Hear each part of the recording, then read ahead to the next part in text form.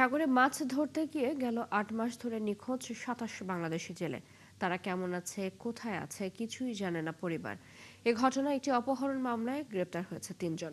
পুলিশের তথ্য বলছে নিখোঁজ সবাই মিয়ানমারের কারাগারে বন্দী। স্বজনদের দাবি দ্রুত ফিরিয়ে আনা হোক সবাইকে। মামুন হোসেনের রিপোর্ট।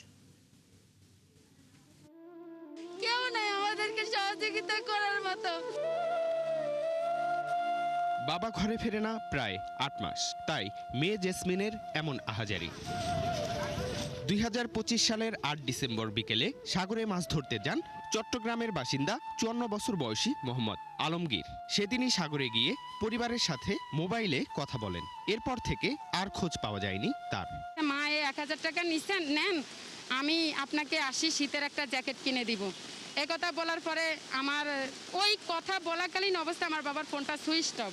নিখোঁজের বিষয়টি প্রথমে 999 কোস্টগার্ড এবং পরে কোতোয়ালি থানায় জানায় পরিবার। কালার এক্সপার্ট ডার্ক স্যাপ এবং মাইল্ড অন হ্যান্ডস টেকনোলজি সমৃদ্ধ অরিক্স অ্যাডভান্স ডিটারজেন্ট পাউডার আপনার লন্ড্রি এক্সপার্ট। যদিও তখন জিডি নেয়নি পুলিশ। ঘটনার ১ মাস পর থানায় জিডি ও পরে অপহরণ মামলা করেন স্বজনরা। জানুয়ারিতে আমি একটা অভিযোগ করি ১১ জন জেলে পরিবারকে নিয়ে।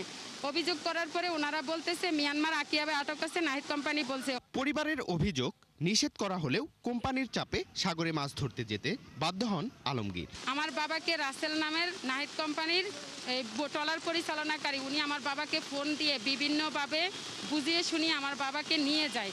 আলমগীরের মতো এমন আরও ২৭ জেলে সাগরে মাছ ধরতে গিয়ে প্রায় ৮ মাস ধরে নিখোঁজ। তারা বেঁচে আছে নাকি মরে গেছে তাও জানেন না স্বজনরা। বিষয়টি নিয়ে মামলার তদন্ত করছে ডিবি। তদন্ত কর্মকর্তা জানিয়েছেন অপহরণের অভিযোগে ৩ জনকে গ্রেপ্তার করা হয়েছে। আপাতত এই সংক্রান্তে ৩ জন অ্যারেস্ট হয়েছে। তবে ভিকটিমের বিষয়ে আমরা মায়ানমার সহ সকল বিষয়ে আমরা ওভাবে প্রতিটা বিষয়ে আমরা দেখতেছি। তবে আমরা একজন যে বাড়ি আছে এরকম একজনকে আমরা তার 161 নিচ্ছি। সে বলছে যে তাদেরকে মায়ানমার তারা যে হাজতে ছিল ওই জায়গার মধ্যে ১১ জনকে তারা ওই জায়গায় দেখছে। নিখোঁজ ২৭ জেলের সন্ধান চেয়ে তাদের ফিরিয়ে আনতে প্রধানমন্ত্রীর হস্তক্ষেপ চেয়েছেন তারা। মামুন হুসাইন, ৭১, ঢাকা।